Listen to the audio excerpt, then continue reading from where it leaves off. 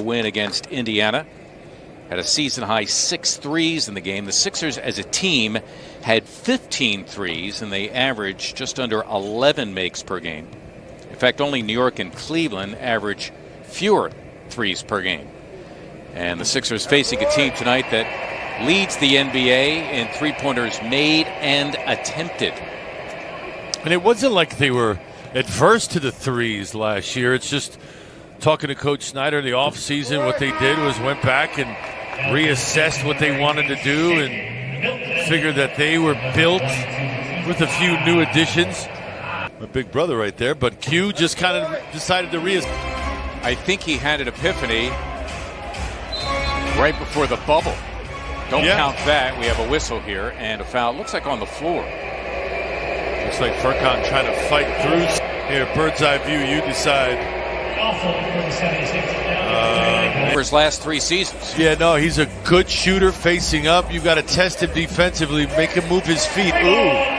Furkan Korkmaz gets the Sixers' first 3 after missing their first 4. P.S. The Jazz 6 of 10 from beyond. There goes Clarkson again. And a foul en route. In the last broadcast in Utah, it's one thing to ask of someone, hey, we want you to do this. It's another thing for him to execute it and be good at it.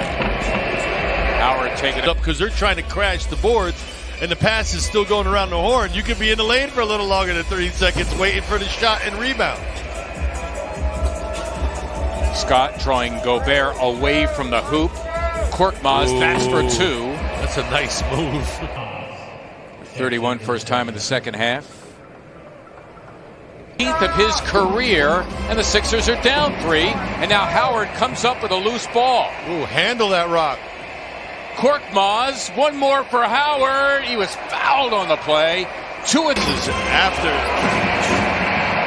You see him making a good defensive play, but after making a good offensive play, he comes back down again, and then, gets it from Furkan. Did it change? That's not bad.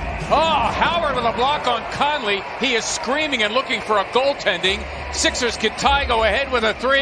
Korkmaz floating in 2, and we're locked at 92, and a timeout called by Utah. Tremendous. That's a good block. Yeah, that's a great block. Tremendous defense, and then the other end, Furkan, teardrop, bringing down a little rain. Thought better of it. Milton took it away.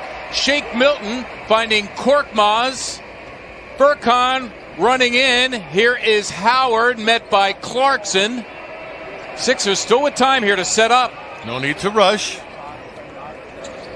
That's why you push it up the floor so you get as much of that 24 as you can. That's a lazy pass. Yep, and Clarkson a good defensive play on the posting Mike Scott. You shouldn't pass it to anywhere where the defense has a chance of getting it. You pass it away from the defense. Clarkson hitting the deck whistle silent. Again, the Sixers look for the lead. Scott, it's for 3. Yes! Mike Scott gives the Sixers their first lead since they led 8-7, 11 unanswered. In this lineup as Cedi Osman checks in, he'll replace Colin Sexton. The opportunity they had, they've given it up. Pacers have scored half their points off turnovers as Taurean Prince into the Pacers are shooting 65%. Sexton, a skip pass, finds Osman. He puts it on the floor. Now Windler's open. Wow. This opening quarter. McConnell had it knocked away by Osman. Out of bounds it goes. It looked like it hit McConnell's leg after Cedi hit it. That's what Cedi is contending. Weak or so. Catch and shoot by Holiday is short. The weak side rebound is grabbed by Osman. 60 seconds to go in the first quarter. Osman veers off a McGee screen. Goes to McGee, who hammers it with the right hand. Cavs getting real good. It was McGee. McGee leading the way. Oh, no look to Osman. Threw it behind, and the Cavs had it feeling Ron Artest and Victor Oladipo. Yeah, he definitely was on target defensively. Osman up through traffic. Nothing called. And leg fracture, also tore ligaments. Here is Lamb on cue. Misfires on the 3. The Cavs have Osman, Sexton, Prince, McGee, and Windler on the floor as Osman deals to McGee, now gets it back. Pacers 33, Cavaliers 30. We're early in the second quarter as Osman navigates down the lane. That pass was tipped by Lamb, but it's batted kept alive by McGee. Osman gets it back, and an offensive foul is called. Yeah, he did it. He tried to keep Turner out of position. He grabbed his head, grabbed his arm. Team high 5 assists.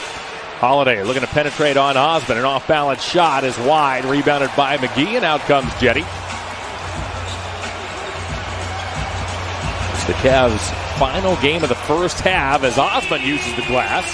If they're going to let him penetrate like that, that's a good idea. Use the board when you're going fast like that. The board is your friend. Needs to get timeout. Osman got a step on Holiday right down the lane. The Cavs are back within 1.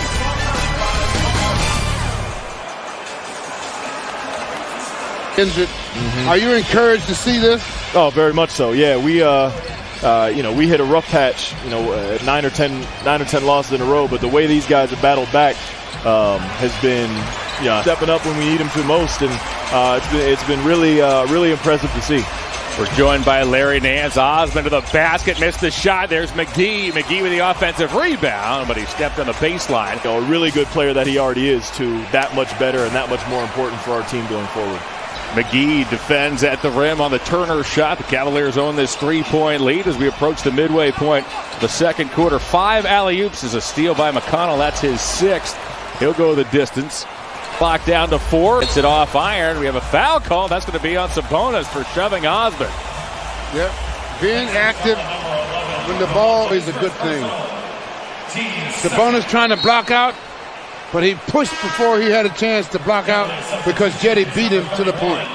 That's one Sabonis would like to have back. Sabonis recently, Larry, named to his 2nd All-Star game. What makes him such... That had to be painful. Osman. Long on the... McGee, top of the key.